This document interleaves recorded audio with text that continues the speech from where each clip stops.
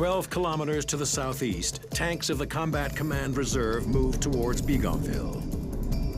Their mission is to take the heavily defended town and protect the flank of units advancing towards Bastogne. En route, they encounter a German patrol. But we made our approach into Bigonville,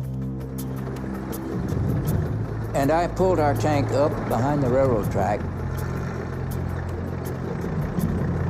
Momentarily, here came a Sherman tank and 2 German SPs.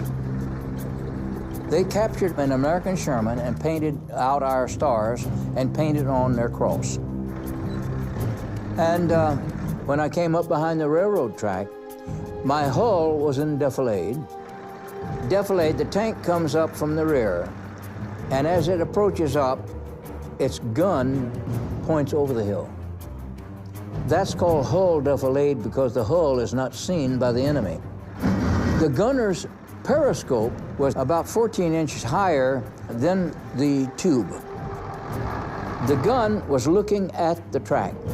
The sight was above the track. So when he fired, he hit the first rail. And I said, push up a little bit, and he pushed up a little bit more, fired again, hit the second rail. I said, push up further. Yeah, roger. So I pushed it up enough that I got beyond the track, and we got a shell into the Sherman tank. And I also added another shell to each of these SPs. With the German patrol outside Bigonville eliminated, Captain Leach leads his B company into the center of the town. So our approach in every village, we would recon by fire with the bow gun shooting one direction and the coax machine gun shooting another on the side of the roads. So we were an avalanche of fire, movement, fire and movement.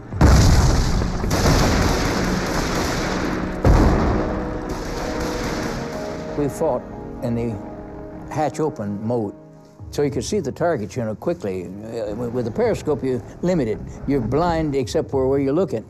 And with your eyes like this, you can move your head back and forth and see targets.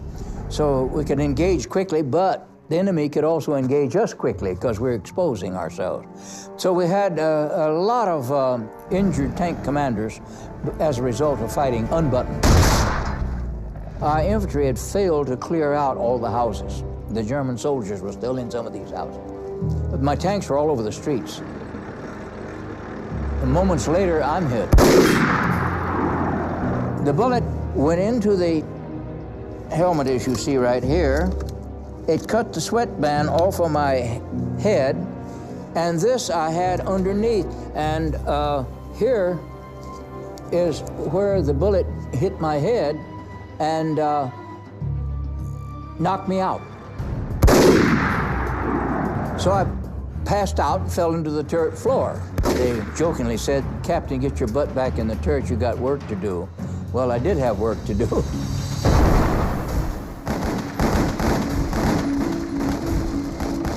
In 16 hours, the CCR takes Bigonville.